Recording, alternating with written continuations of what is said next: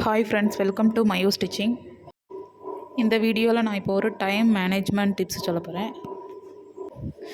எனக்கு தைக்கவே முடியலை, ஒரு நாளைக்கு ஒரு ப்ளவுஸ் கூட தைக்கவே முடியலை. மிஷின்கிட்ட போனாலே போர் அடிக்கி, மிஷினை பார்த்தாலே எரிச்சலாக இருக்குது. அந்த மாதிரி அப்படி இருக்கிறவங்க நான் சொல்கிறத ஃபாலோ பண்ணுங்கள். நீங்களும் ஒரு மினிமம் ஒரு 3 ப்ளவுஸாவது டெய்லி தைக்கலாம். ஃபஸ்ட் இன்றைக்கி தைக்க போகிறோம் அப்படின்னா, முதல் நாள் நைட்டே அந்த 3 ப்ளவுஸுக்கு முதல்ல கட் பண்ணி வச்சுருங்க. கட் பண்ணி வச்சுட்டு பட்டி பீஸ் முதற்கொண்டு எல்லாத்துக்கும் கிராஸ் பீஸு, லைனிங் எல்லாம் ப்ராப்பராக கட் பண்ணி வச்சுட்டு, அதுக்கப்புறம் வீட்டில் உள்ள எல்லா வேலையும் முடிச்சுட்டு, எந்த ஒர்க் டென்ஷன் எதுவுமே இருக்கக்கூடாது. எல்லா வேலையும் முடிச்சுட்டு மிஷினில் உட்காரணும். இல்லை கொஞ்சம் வீட்டு வேலையை பார்க்காம இது பண்ணிவிட்டு மறுபடியும் தைச்சிட்டு போய் பாதியில் எழுந்திரிச்சு பார்த்துக்கலாம் அப்படின்னா கண்டிப்பாக முடியாது. அது சோம்பறையாக தான் இருக்கும். எல்லா வேலையும் முடிச்சுட்டு மிஷினில் உட்காந்துருந்தோம் அப்படின்னா எந்த ஒரு டென்ஷனும் இருக்காது. நம்ம தைக்கிறதுல தான் கவனம் இருக்கும்.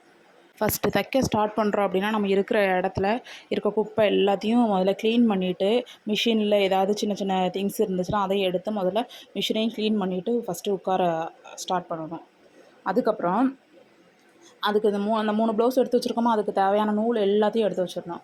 எடுத்து வச்சுட்டு அதுக்கப்புறம் ஒரு ப்ளவுஸை தைக்க ஆரம்பிக்கும் போது டைம் பார்க்கணும். டைம் பார்த்துட்டு நம்ம ஃபஸ்ட்லேருந்தே எப்படி ஸ்டார்ட் பண்ணியிருக்கோம், அதாவது பட்டி, அதுக்கப்புறம் கையை அட்டாச் பண்ணணும், அதுக்கப்புறம் ஃப்ரண்ட்டு பேக், அந்த மாதிரி ஒரு ப்ராப்பராக ஒரு ஆர்டர் வச்சுருந்தோம் அப்படின்னா சீக்கிரம் தைச்சிடலாம். இல்லை ஃபஸ்ட்டு ப்ளவுஸ் எடுக்கும்போது முதல்ல கையை தைக்கும், அதுக்கப்புறம் ஃப்ரண்ட் பீஸ் தைக்கும், அதுக்கப்புறம் பேக் பீஸ் தைக்கும், அதுக்கப்புறம் பட்டி சக்கம், அப்படி தைச்சோம்னா ஒரு டைமே இருக்காது. அதனால் ஃபஸ்ட்டு ஸ்டார்டிங்கில் ஃபஸ்ட்டு பட்டி தைங்க, அதுக்கப்புறம் கை, அதுக்கப்புறம் ஃப்ரண்ட்டு பேக்கு, அந்த மாதிரி தைங்க. கூடுனா ஒரு 40 நிமிஷத்தில் ஒரு ப்ளவுஸை தைச்சி முடிச்சிடலாம். லைனிங் ப்ளவுஸ் நான் சொல்கிறது, லைனிங் ப்ளவுஸ் ஒரு 40 நிமிஷத்தில் தைச்சி முடிச்சிடலாம். இதே நார்மல் ப்ளவுஸ்னால் அரை மணி நேரத்தில் தைச்சி முடிச்சிடலாம். காலையில் ஒரு 11 மணிக்குள்ளே எல்லா வேலையும் முடிச்சுட்டு உட்காந்தோம் அப்படின்னா 11 மணிலேருந்து ஒரு 2 மணி வரைக்கும் ஒரு 3 ப்ளவுஸ் தாராளமாக தைச்சிடலாம். அதுக்கப்புறம் ரெஸ்ட் எடுத்துக்கலாம். அதுக்கப்புறம் பிள்ளைங்க ஸ்கூல்லேருந்து வந்துடுவாங்க, சாப்பாடு பண்ணணும், மற்ற வேலையை நம்ம பார்த்துக்கலாம். அதே மாதிரி நைட்டு எல்லா வேலையும் முடிச்சுட்டு அதுக்கப்புறம் இந்த 3 ப்ளவுஸ் தைச்சி வச்சதுக்கு ஊக்கு வச்சுட்டு, அதுக்கப்புறம் மறுநாள் தைக்கிற ஒரு 3 ப்ளவுஸு எத்தனை ப்ளவுஸ் தைக்கணும்னு நம்ம இது பண்ணியிருக்கோமோ அந்த ப்ளவுஸை கட் பண்ணி வச்சுட்டு தூங்கணும் அப்படின்னா அதே மாதிரி ரொட்டீனாக நடக்கும். ஏன் நைட்டே கட் பண்ணி வச்சுட்டு தூங்கணும் அப்படிங்கம்னா, காலையில் மிஷினில் உட்காந்து தைக்கிறது கொஞ்சம் சுறுசுறுப்பாக இருக்கும்.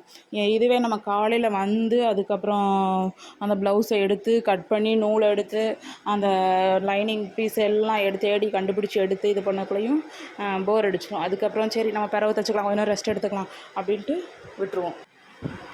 இந்த மாதிரி ஃபாலோ பண்ணி பாருங்கள், உங்களாலே முடியும். இந்த வீடியோ பிடிச்சிருந்தால் லைக் பண்ணுங்கள், ஷேர் பண்ணுங்கள். இந்த சேனலை மறக்காமல் சப்ஸ்கிரைப் பண்ணி வச்சுக்கோங்க. பாய்.